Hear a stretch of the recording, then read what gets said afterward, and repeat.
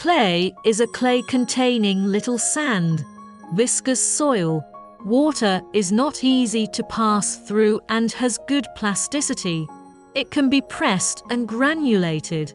The performance of clay ball press affects the stable operation of the ball press. So how to test the performance of clay ball press? Sensory inspection method, a method of identifying the technical status of ball press only by the intuitive feeling of the inspectors.